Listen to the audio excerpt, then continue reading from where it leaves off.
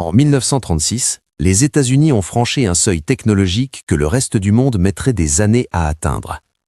Ils ont adopté le premier fusil semi-automatique standardisé de l'histoire militaire moderne. Le M1 Garand a transformé chaque fantassin américain en une force de frappe sans précédent sur les champs de bataille de la Seconde Guerre mondiale. Mais il y avait un détail, un son métallique distinctif, un simple ping qui, selon la légende, pouvait coûter la vie à un soldat. Cette histoire est-elle vraie ou s'agit-il simplement d'un mythe forgé dans le chaos de la guerre? Le 9 janvier 1936, dans les installations de Springfield Armory, Massachusetts, l'armée américaine prend une décision qui changera définitivement la nature de la guerre d'infanterie. Après des années de tests rigoureux, le fusil M1, conçu par John Cantius Garand, est officiellement adopté comme arme standard de l'infanterie américaine. C'est un moment historique dont peu de nations comprennent immédiatement l'ampleur stratégique. John Garand, ingénieur d'origine canadienne naturalisé américain, travaillait depuis 1919 sur ce projet révolutionnaire. Son fusil utilisait un système d'actionnement par emprunt de gaz, un mécanisme où une partie des gaz de combustion de la poudre actionnait automatiquement le rechargement. Contrairement au fusil à verrou qui équipait alors toutes les armées du monde, le M1 permettait aux soldats de tirer 8 coups successifs en actionnant simplement la détente, sans manipulation manuelle entre chaque tir. Les spécifications techniques du M1 Garand étaient impressionnantes pour l'époque. L'arme pesait 4,31 kg à vide, mesurait 1,10 m de longueur totale et tirait la puissante cartouche .30-06 Springfield capable de neutraliser une cible à plus de 450 mètres de distance. Sa cadence de tir pratique atteignait 40 à 50 coups par minute dans les mains d'un tireur entraîné, contre 15 à 20 coups pour un fusil à verrou classique. Cette différence ne relevait pas du simple détail statistique, elle représentait un avantage tactique considérable. Lorsque les États-Unis entrent dans la Seconde Guerre mondiale, le 7 décembre 1941, après l'attaque japonaise sur Pearl Harbor, l'armée américaine dispose déjà de centaines de milliers de M1 Garand. Entre 1936 et 1945, plus de 5,4 millions d'unités seront produites par Springfield Armory et Winchester Repeating Arms Company. Pendant ce temps, leurs adversaires principaux restent équipés d'armes d'un autre âge technologique. Les soldats allemands utilisent le carabineur K98K, un excellent fusil à verrou de 3,9 kg, riable mais nécessitant une manipulation manuelle après chaque tir. Les Italiens combattent avec le Carcano M91-38, également à verrou et chambré en 6,5 mm. Les forces japonaises emploient le fusil Arisaka Type 99, un autre système à verrou de conception robuste mais à rechargement manuel. Sur le théâtre européen comme dans le Pacifique, les fantassins américains possèdent un avantage de feu immédiat, évident et redoutable. Cette supériorité technique ne passe pas inaperçue. Dès les premiers engagements en Afrique du Nord en 1942, puis lors des débarquements en Sicile et en Italie en 1943, les rapports militaires notent la cadence de tir supérieure des unités américaines.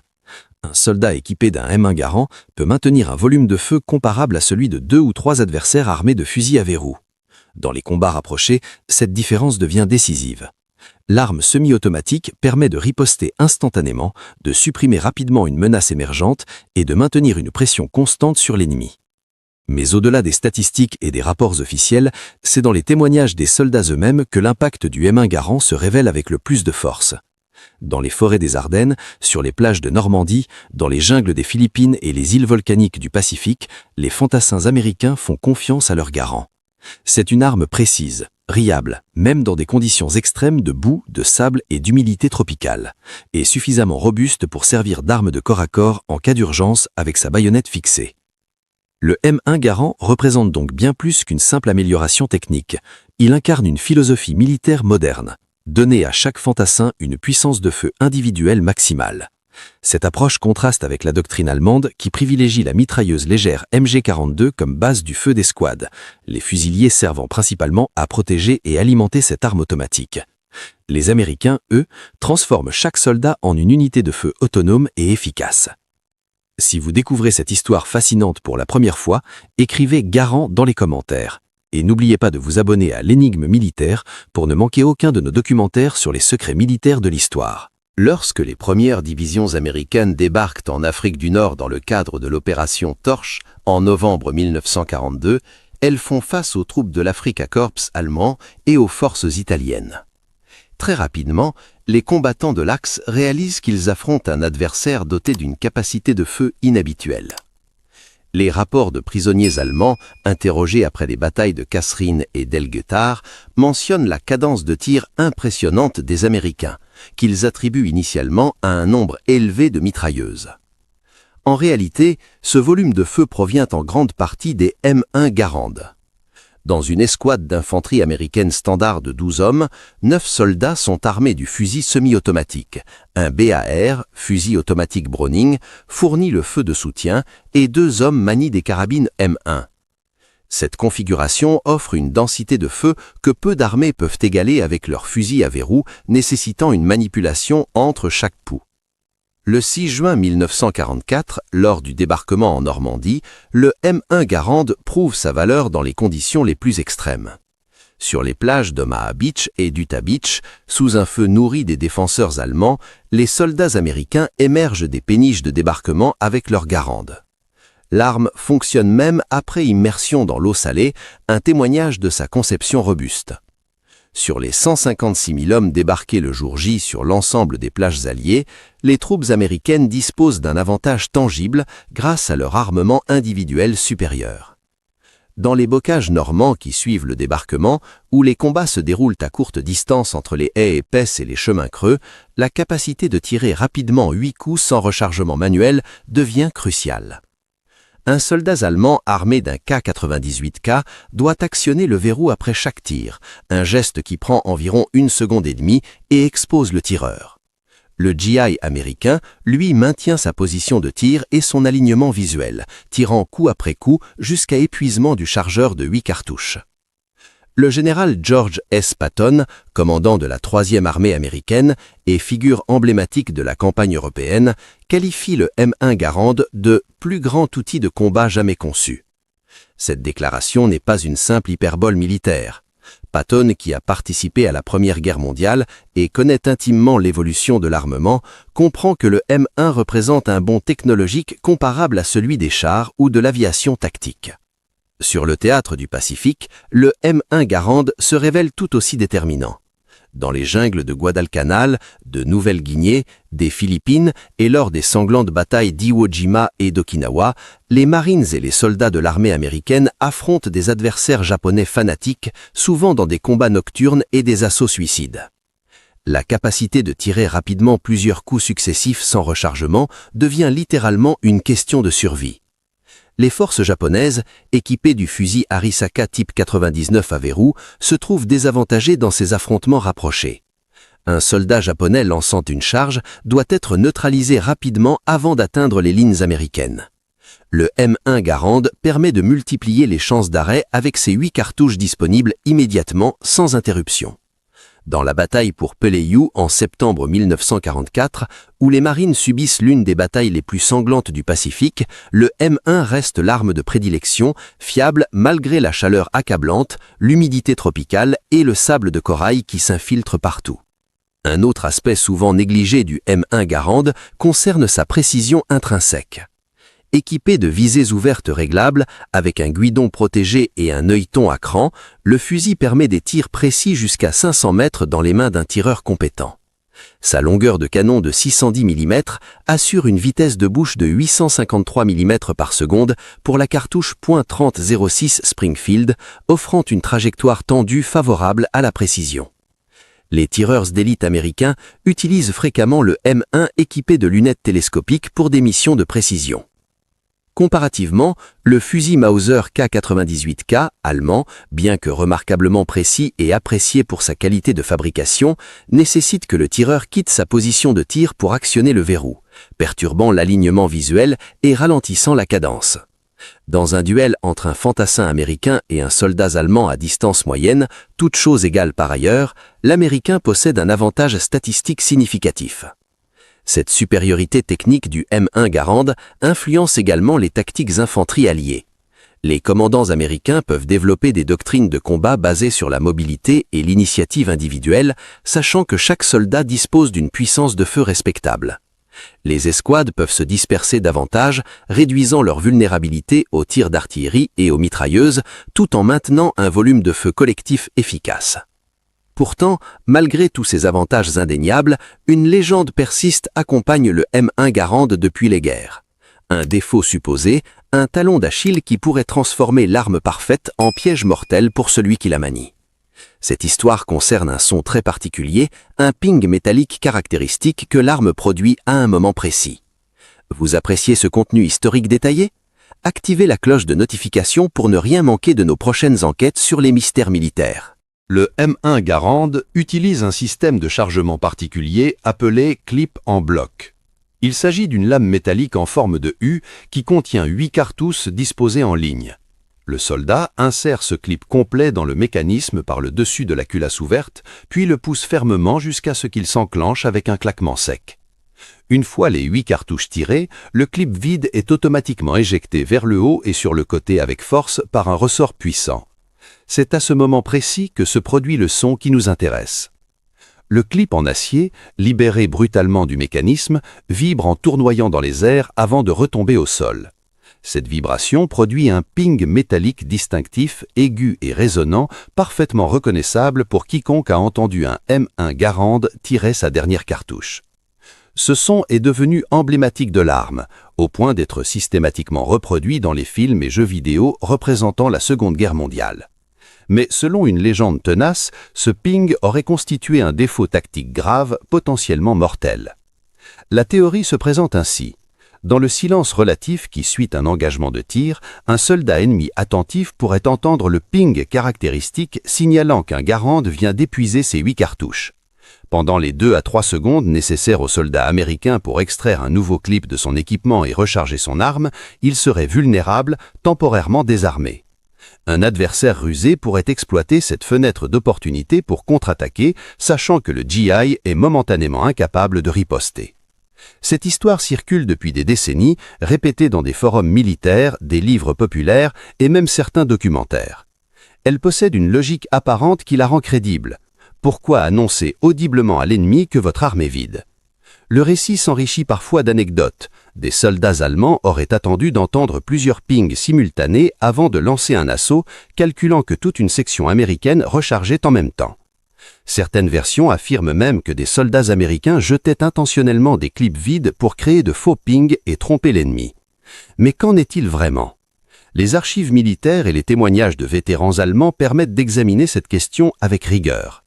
En 1952, pendant la guerre de Corée où le M1 Garand reste l'arme standard de l'infanterie américaine, l'armée des États-Unis produit un mémorandum technique examinant spécifiquement cette question. Le document conclut que le bruit d'éjection du clip n'a jamais été identifié comme cause de perte ou de vulnérabilité tactique. Des historiens militaires ont interrogé des centaines de vétérans allemands capturés après le débarquement en Normandie et durant la campagne d'Europe. Aucun n'a mentionné avoir utilisé le son du clip comme indicateur tactique pour attaquer. Bien plus, la plupart affirment qu'ils ne pouvaient même pas distinguer ce son parmi le vacarme général du combat. Sur un champ de bataille réel, le bruit ambiant est assourdissant. Détonation d'armes à feu, explosion d'obus d'artillerie et de mortiers, cris d'hommes, grondements de véhicules, impact de balles sur le métal et la pierre. Le ping du M1 Garand, bien que distinctif dans un stand de tir ou lors d'une démonstration, devient pratiquement inaudible dans ces conditions. De plus, il ne dure qu'une fraction de seconde. Pour qu'un soldat ennemi puisse l'entendre, l'identifier avec certitude, localiser sa provenance, comprendre sa signification tactique et décider d'exploiter cette information, il faudrait des conditions de combat irréalistes. Un silence quasi total, une proximité immédiate et une attention auditive remarquable au milieu du stress extrême du combat. Il existe également une réalité tactique qui contredit la théorie. Les soldats américains ne combattent pas seuls. Une section d'infanterie comprend au minimum 12 hommes, souvent organisés en binôme ou trinôme mutuel de couverture. Lorsqu'un soldat recharge, ses camarades maintiennent le feu. De plus, chaque section dispose d'une mitrailleuse légère barre et souvent d'un fusil 1903 Springfield équipé d'un lance-grenade. L'idée qu'un ennemi pourrait entendre un ping individuel, identifier que ce soldat précis recharge et l'attaquer avant que ses 11 camarades ne réagissent, relève de la fiction. Certains vétérans américains témoignent d'ailleurs que le ping était plutôt perçu comme utile, un rappel auditif automatique qu'il était temps de recharger, particulièrement appréciable dans le chaos et la confusion d'un combat rapproché où l'attention du soldat est saturée. D'autres mentionnent qu'avec l'adrénaline et la focalisation intense du combat, ils n'entendaient même pas leur propre clip s'éjecter. La question reste alors, pourquoi ce mythe persiste avec tant de force? Plusieurs facteurs expliquent sa longévité. D'abord, il possède une logique superficielle séduisante.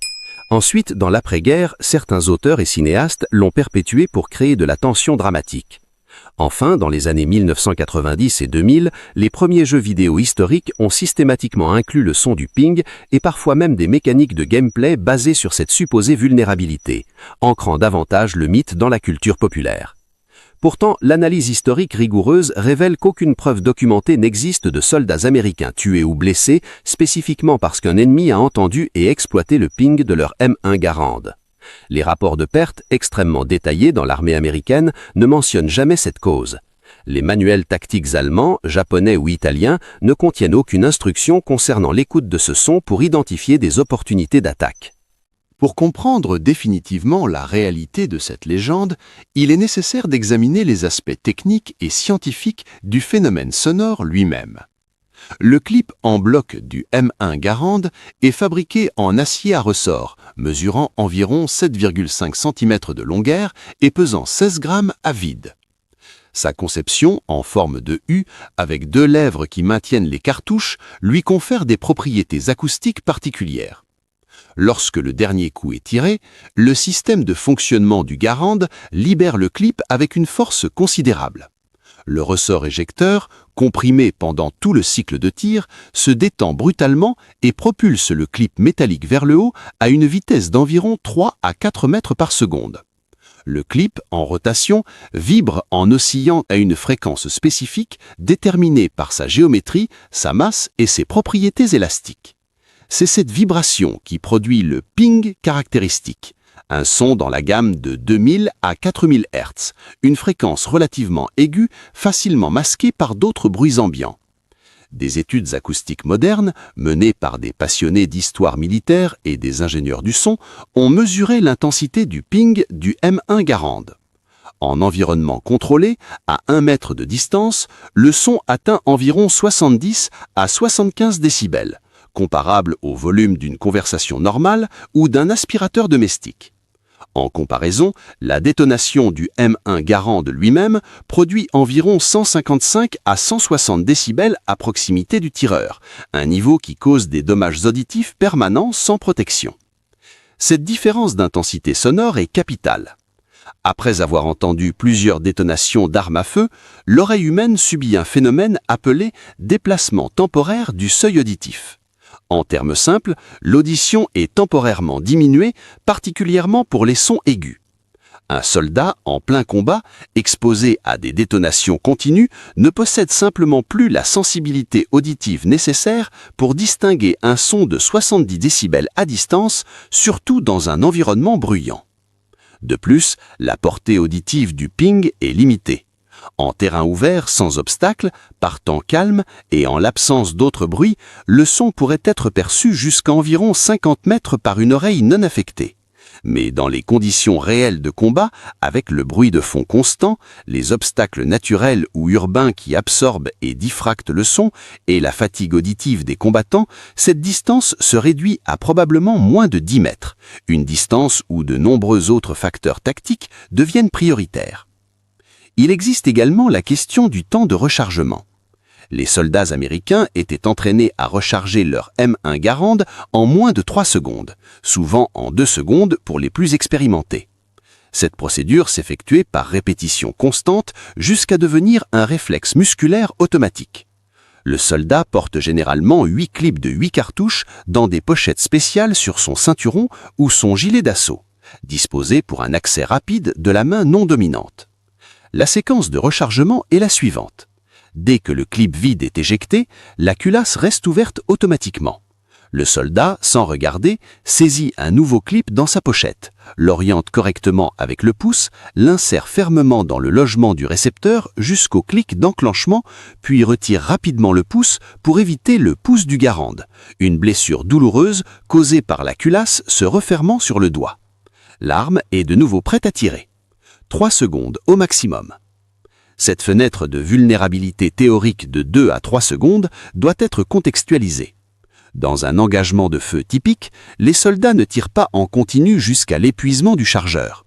Ils tirent par rafales contrôlées de 2 ou 3 coups, évaluent la situation, changent de position si nécessaire et tirent à nouveau.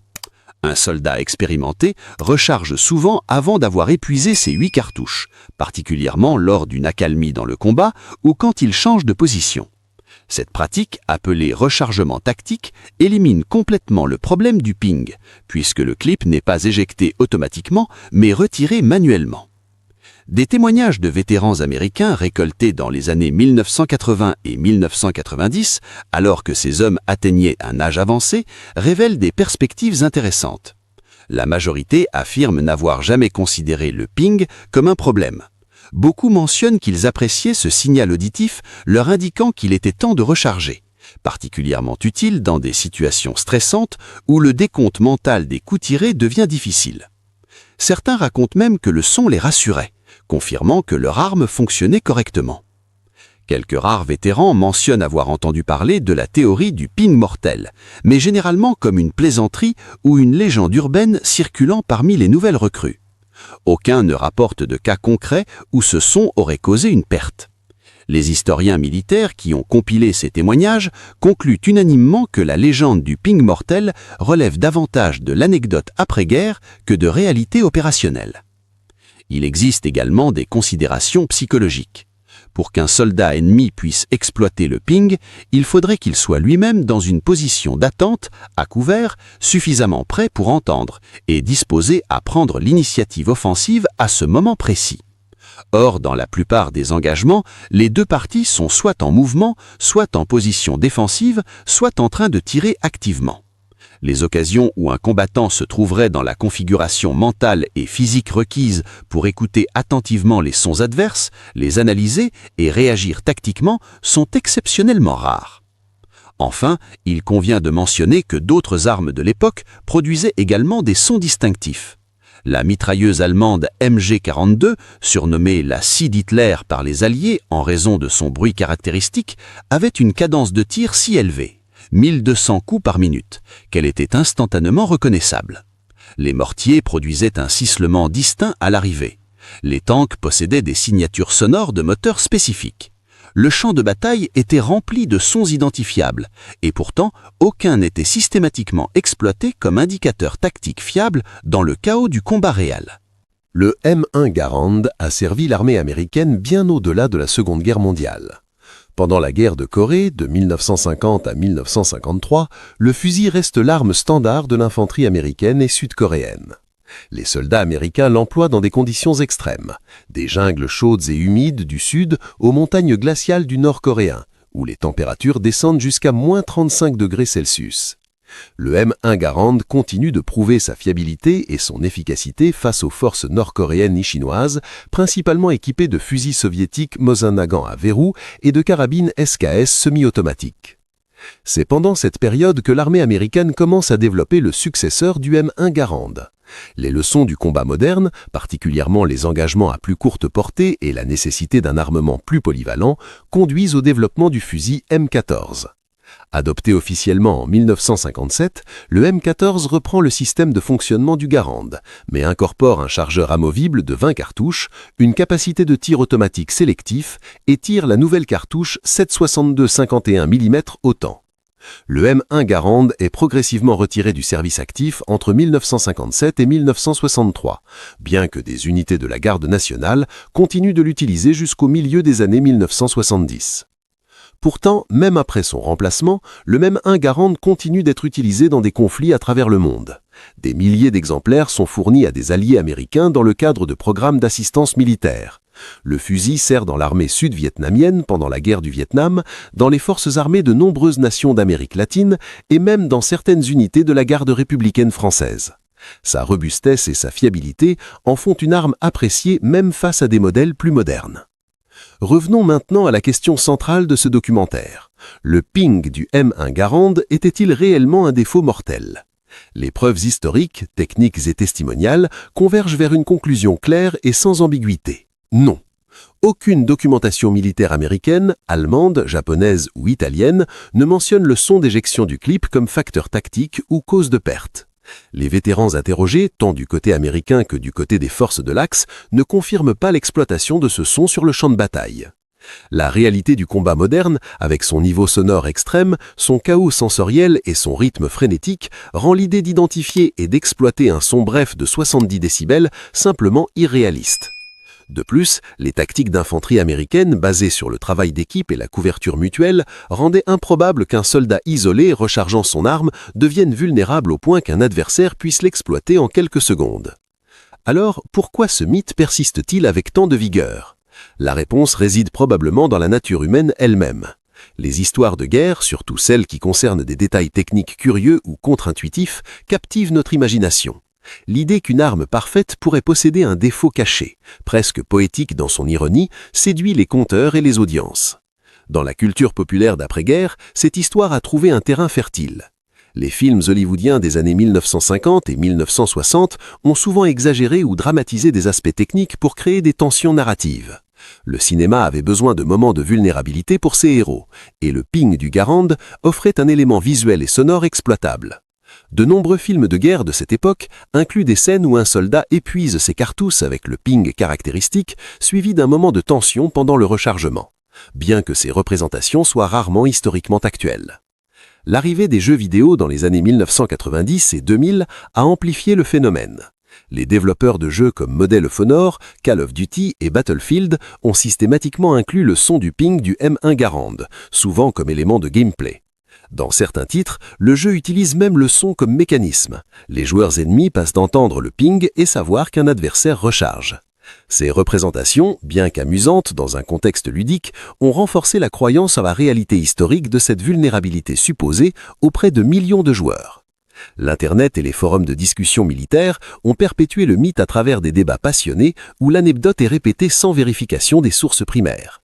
Les articles de blog, vidéos YouTube amateurs et discussions sur les réseaux sociaux ont créé un effet d'écho où la répétition de l'information, même fausse, lui confère une apparence de vérité. La légende du ping mortel est devenue ce que les historiens appellent un fait alternatif, une croyance largement répandue mais non étayée par des preuves documentaires. Le véritable héritage du M1 Garand n'a rien à voir avec un hypothétique défaut sonore. Son héritage réside dans la révolution qu'il a apportée à la guerre d'infanterie. Avant le M1, la cadence de tir d'un fantassien était limitée à la nécessité de manipuler manuellement le mécanisme de rechargement. Après le M1, cette limitation disparaît. Le fusil semi-automatique devient la nouvelle norme, un standard que toutes les armées modernes adoptent dans les décennies suivantes. L'impact stratégique du M1 Garand se mesure également dans la confiance qu'il inspirait aux soldats américains. Savoir qu'ils possédaient une arme supérieure à celle de leurs adversaires contribuait au moral des troupes. Cette confiance, combinée à un entraînement rigoureux et une logistique efficace, formait une partie intégrante de la puissance militaire américaine pendant la Seconde Guerre mondiale. Les témoignages de vétérans soulignent fréquemment le rattachement au M1, décrit comme réaliste, précis et rassurant dans les moments les plus dangereux. Sur le plan technique, le M1 Garand a influencé des générations de concepteurs d'armes. Son système d'actionnement par emprunt de gaz est devenu un principe standard repris dans d'innombrables fusils modernes. La philosophie de donner à chaque soldat une puissance de feu individuelle maximale, incarnée par le M1, reste au cœur des doctrines militaires contemporaines. Les fusils d'assaut modernes comme le M16, le AK-47 ou le FAMARS sont les descendants directs de cette approche initiée par John Garand dans les années 1930. Aujourd'hui, le M1 Garand reste un symbole puissant de la Seconde Guerre mondiale américaine. Des milliers d'exemplaires sont conservés par des collectionneurs, des musées militaires et des associations de vétérans. Aux États-Unis, le Civilian Marksmanship Programme continue de vendre des M1 Garand restaurés à des civiliens qualifiés pour le tir sportif et la collection, perpétuant ainsi le héritage de cette arme légendaire. Dans des commémorations militaires, des cérémonies d'honneur aux vétérans et des reconstitutions historiques, le M1 Garand occupe une place centrale. Son profil distinctif, sa crosse de noyau, son mécanisme visible et oui, son ping caractéristique sont instantanément reconnaissables et évoquent immédiatement une époque précise de l'histoire mondiale. Le fusil est devenu un artefact culturel autant qu'une arme militaire, un symbole tangible du sacrifice et du courage de toute une génération. La vérité sur le M1 Garand doit donc être bien plus intéressante que le mythe. Ce n'était pas une arme parfaite avec un défaut mortel. C'était une arme révolutionnaire, remarquablement efficace pour son époque, qui a transformé la nature du combat d'infanterie et donné aux soldats américains un avantage tangible sur les champs de bataille du monde entier. Son ping n'était pas un signal de vulnérabilité exploité par l'ennemi, mais simplement une caractéristique acoustique de son mécanisme ingénieux, un son devenu emblématique d'une époque et d'un conflit qui ont chapé le monde moderne. Vous avez découvert la vérité sur l'un des mythes les plus persistants de la Seconde Guerre mondiale. Maintenant, nous voulons connaître votre avis. Connaissiez-vous cette légende du ping mortel? Quelle a été votre réaction en découvrant la vérité? Partagez vos réflexions dans les commentaires ci-dessous.